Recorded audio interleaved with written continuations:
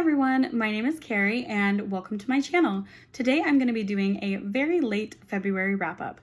So to start off this video, I'm going to talk about my statistics for the month of February. So first I read 10 books. Of those 10 books, 1 was a thriller, 3 were nonfiction, 3 were adult romance, 1 was a YA mystery, 1 was a contemporary fiction, and 1 was an adult fantasy. The format of these books were 40% as audiobooks, one of which I owned a physical copy of, and 60% as physical books, all of which I owned physical copies of, so there were no library books read in February. And my average rating was a 3.8 stars. Now on to the actual books that I read. So the first book that I read in February was Lock Every Door by Riley Sager, which was on audio, narrated by Dylan Moore. Now, this is a thriller about a young woman named Jules who, after a tragic family history and a breakup with her boyfriend, which results in her being kicked out of her apartment, she has no one else to turn to and is desperate for a place to live and money of her own. So she ends up agreeing to be an apartment sitter at this very exclusive elite apartment building in New York that she has always had this fascination with. And so she agrees to live in this apartment for a period of time while the owner is away and is being paid thousands of dollars to stay there. So once she moves into this apartment building, she starts to meet other people and find out that there are more apartment sitters in the building and that things might not be as glamorous as they seem. So I believe that I said in my February TBR video that I was really in the mood for a thriller. This was also at the time reminding me of a show that I had just recently been watching called Archive 81, sadly got canceled by Netflix. Anyway, back to the point of this. So Lock Every Door was me kind of experimenting with my first real thriller, and I liked the beginning of it, but it very quickly lost momentum for me. My biggest issue was the main character. She was so naive, and I hate to say it, but you could very obviously tell that this was a female character written by a man. Not in the sense that it was like pervy or creepy in any way, but just that there was no real development of her character, and also there was this naivety that was like something you would expect from a teenage girl, and this is a grown woman in the story. I also found it very odd that this character was given such a dark backstory, and only part of it is really explained. There's this whole part of her history that is very much left to like be explored, and I thought it was honestly going to tie into this story, and it's not at all tied into it. It's just ambiguous, and that really irked me because that was something that I felt like could have been an interesting twist to bring into the story. Another issue that I have was that it really tried to explore these themes of classism, desperation related to poverty, and I think that it was all very surface level. I feel like it really could have gone a bit deeper, and the conversation surrounding these things did feel very forced. The ending was a good plot twist. It wasn't something that I had expected. I had an entirely different theory, but I don't think that that blew me away with the various other factors of this novel that didn't work for me. So I ended up giving Lock Every Door 3 out of 5 stars. Next, I read No God But God, The Origins, Evolution, and Future of Islam by Reza Aslan. This is a historical overview on the origins of Islam, the way it has changed throughout the years, and also what the future of this religion is as it becomes the world's, I believe, fastest growing religion. And as we're seeing different socio-political movements surrounding countries that are founded on Islamic or Islamist beliefs. And this was really interesting because this was an updated edition that I read. So this had a new chapter that was exploring the themes of the Arab Spring because it was written around the time, I believe, 2011, 2012, that update was added. And I really enjoyed this. It was very informational without feeling like an info dump. Reza Aslan's writing style was really intriguing. It worked well for the story as it was sometimes anecdotal, and other times there were these really witty moments that is something that I personally love whenever I'm reading historical reads, where you can feel the author kind of putting in these snarky comments or jokes about some of these historical figures. And I do think that this is definitely more for someone who is interested in background or historical context rather than a focus exclusively on the religion itself, because this book does not really examine or debate religion or religious text. This is very much a overview of big moments, movements, people, and times. And that was what I loved about this. I think it is worth noting, though, that if you are interested in this subject, the author does come from a Shia background. And I did appreciate this because there is a dedicated chapter on the Sunni Shia split and the perspective of the evolution of Islam in Shia communities. That was really interesting. But I did feel like it was slightly biased when discussing certain countries, certain movements. So that is something to consider in a book like this. Overall, I did enjoy it. I gave it 4 out of 5 stars. Next, I read Hanakhan Carries On by Uzma Jalaluddin. And this is a reimagining of You've Got Mail, where Hana's family has a restaurant that's struggling. And then there's this new restaurant opening into their neighborhood and is a direct competition with the type of food that they sell. So the owner of this restaurant is a young, arrogant guy named Aiden, and he and Hana continue to clash heads throughout this story as they are brought into each other's paths. And I loved this. This author is an auto-buy author for me. I love her writing. She does such a good job of making these very well-rounded characters. Like, this is a book, this is my second of her books that I've read, but this book had a much larger cast of characters, and I felt like they all were so well developed. I really love Uzma Jalaluddin's writing style. I think that it just works so well for stories like this. And I love seeing the evolution of her characters and the way that she ties in these heavy themes in ways that you wouldn't necessarily expect. I think she does a good job of kind of flipping narratives around, and I love seeing that in her stories. Also, this was just such a cute romance. I loved seeing this little romance bloom. And yeah, this is 5 out of 5 stars. Next, I listened to the audiobook of Ace of Spades by Faridah Àbíké-Íyímídé. And this was narrated by Jeannette, Illidge, and Tapiwa, Mugweni. It is a YA mystery that I would argue is also borderline social horror. And it's about 2 Black students named Devon and Chiamaka who are attending an all-white private school in a very small town. And in the beginning of their senior year, they are doing great academically. They're chosen as basically the head of their class. It's like this group of kids that are selected as basically, I think it's equivalent to British top boy and top girl. And Devon is very musically talented. He has dreams of going to Juilliard. Chiamaka is very ambitious and has all these goals for what she's going to do after she graduates, but is a little caught up with her ex-situationship.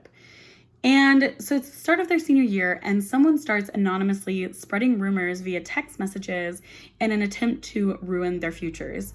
And this was such an interesting story. I really did not expect for it to unfold the way that it did. The big reveal literally made my jaw drop. I was stunned. And it was so well developed throughout the story. Also, the narrators were excellent in bringing these characters to life. I loved them. They were great. I think that also the writing of the characters was very well done. There was a lot of introspection from the characters, and we get to see so much of their thought process, and I really became attached to them through that. My only real complaint about this story was that I did feel like the pacing was a bit off. The beginning started off really slow, and I do feel like it didn't really pick up until 2/3 of the way through, maybe. And even then, it did feel like there just wasn't a great pacing between the characters. Sometimes I would forget that they were in the same timeline. It felt somewhat distanced for a while, and I think that I personally just needed it to come together a bit earlier than it did. So for that, I dropped it down to maybe a 4.5 or a 4-star rating. I'm undecided because there's still so much that I really enjoyed about this book. So I feel like the pacing is kind of an afterthought now for me. Then I read Mr. Loverman by Bernardine Evaristo, and this was narrated by Robin Miles and Ron Butler. This is a contemporary fiction that's about an elderly man who is named Barry, and he has been secretly having an affair for decades with his male best friend. And at the start of the story, he is trying to decide if he's ready to tell his family and leave his wife. I absolutely loved this book. I can understand from the synopsis why this book might not be for everyone, but I think that there is a lot more to this story than just Barry having an affair. there is a very complicated history between him and his wife and why they got married and kind of the situation that they find themselves in at the start of this story. And I'm glad that I gave it a chance still because I absolutely loved it.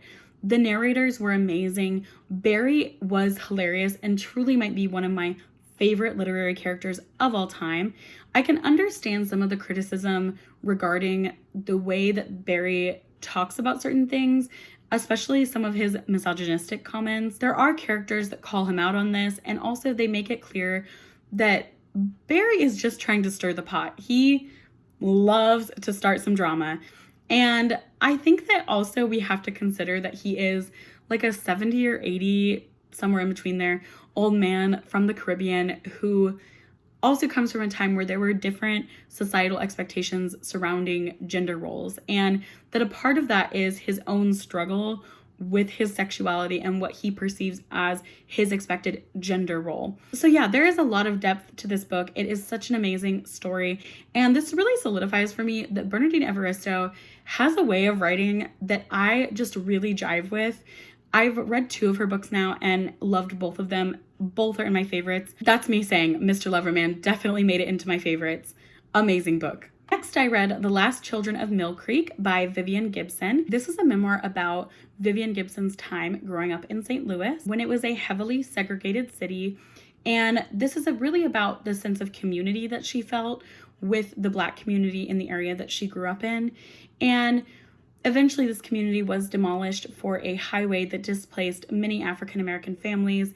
And many of those families, their homes were bought out by the city to relocate them, but they were significantly undervalued and suitable housing was not available for a lot of these families. And a little background, I'm from St. Louis. I don't actually know a lot of history about the city in terms of more modern history. I only really know about the indigenous French and Spanish settlements that were like the first inhabitants of the city. So this was really interesting for me personally. I definitely felt like I learned a lot from this about the people who St. Louis was really built upon. A lot of people in these Black communities were the ones that built up these industries, these manufacturing hubs that St. Louis became known for before the economic downturn in the area. So this is definitely a niche read, but I really enjoyed the way that Vivian Gibson discussed her connections with other people, her memories of her childhood.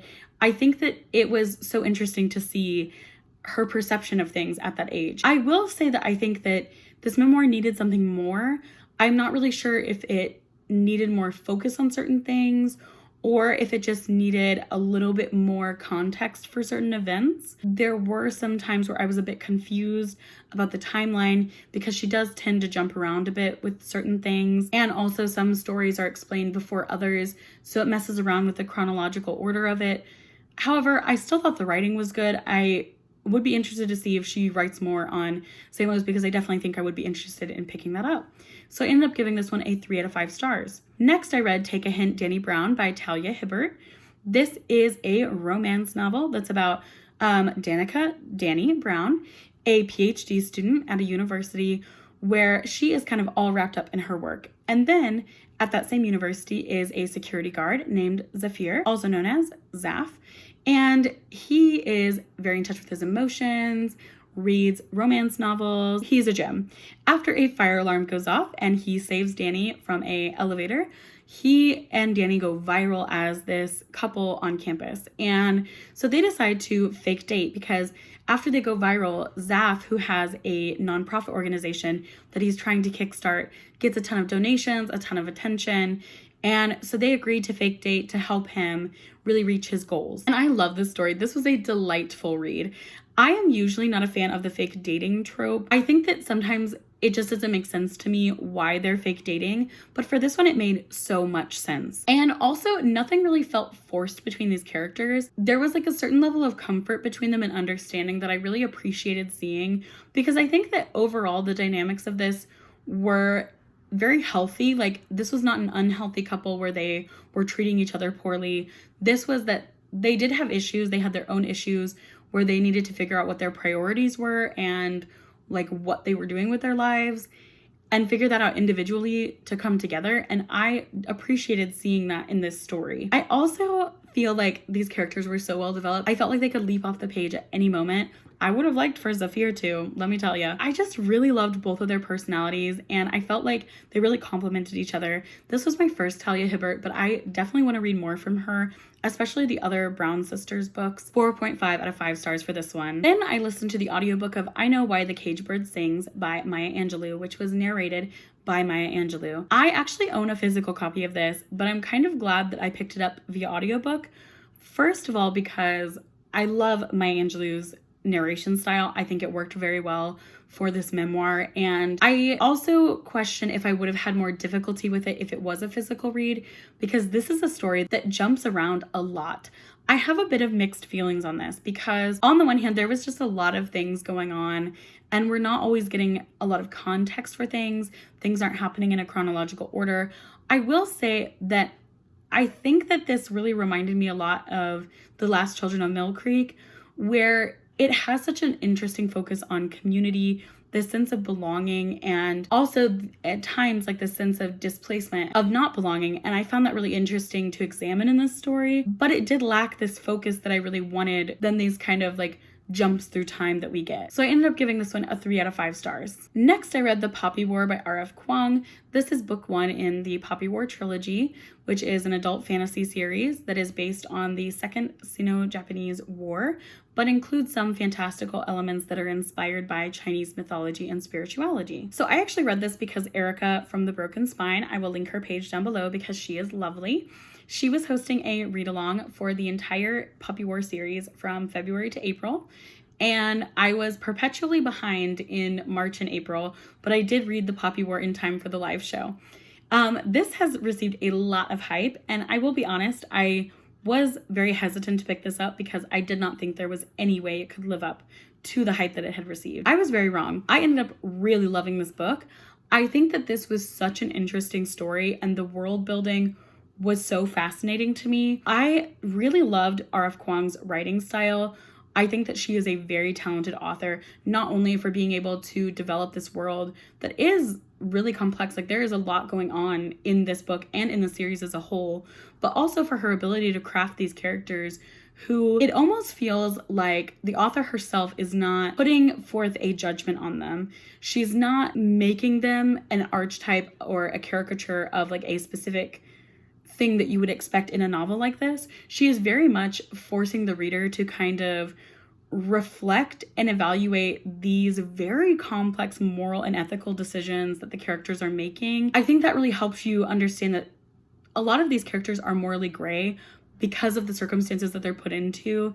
And I really appreciated seeing characters that I didn't necessarily like or didn't find likable, but I still really cared about their storylines and felt invested in seeing how they would work through certain things, make decisions, and what that would mean in terms of accountability and responsibility later on. And I think what was most impactful for me when reading this was that at the end of the paperback edition, there's an author's note where R.F. Kuang says where she got the inspiration for some of the scenes that happen and how they are from actual history books on the Second Sino-Japanese War and the massacre of Nanjing. She also gives recommendations on nonfiction books surrounding this topic. R.F. Kuang is a historian, so I did appreciate her highlighting the very real history that this is based upon. There's so much to unpack with this. I feel like this is one that I will never fully have processed all my thoughts about,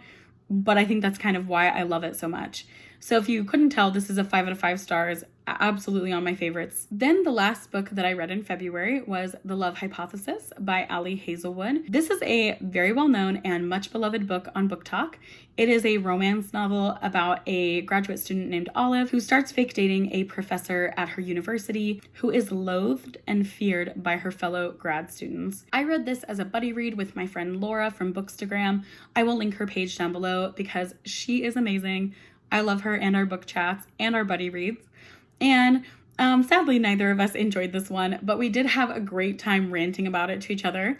So thankful for that. For me, my biggest issue with this was the writing overall. However, there are certain parts of the writing that I'm going to go over to explain why I had so many problems with this. So first, the pacing of the writing. So the first half of the book was very slow. It was very drawn out, and I think that it honestly could have been condensed down by around 50-ish pages. It did eventually pick up around the middle, and then I felt like it was good. I was invested in the story, but the ending was so drawn out, and I felt like that was so unnecessary.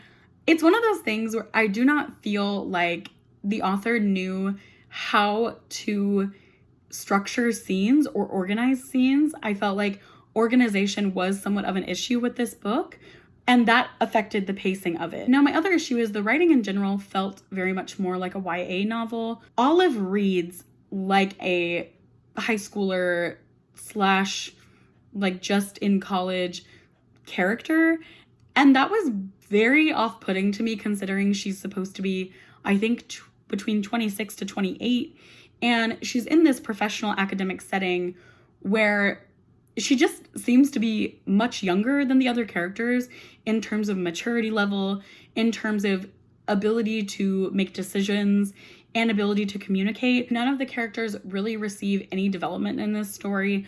The only character I really liked was Adam and Adam's friend, who I can't even remember his name. But even Adam and his friend don't receive any development throughout this story. All the characters felt very flat. In Olive's case, she has this tragic backstory that we get a part of, but I feel like we never get the full picture. There were a lot of unanswered questions that I personally had. However, my biggest issue with the writing were the side characters that felt very much like they were there to tick a box, and that was it.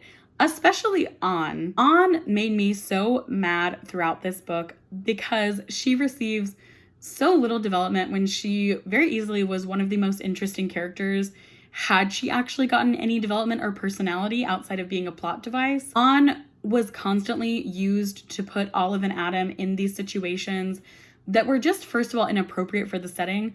Like there's a conference where An is trying to get Olive to sit on Adam's lap because there's not enough chairs in the conference hall, and instead of Olive standing with An, she's sitting on his lap. Like, it makes no sense.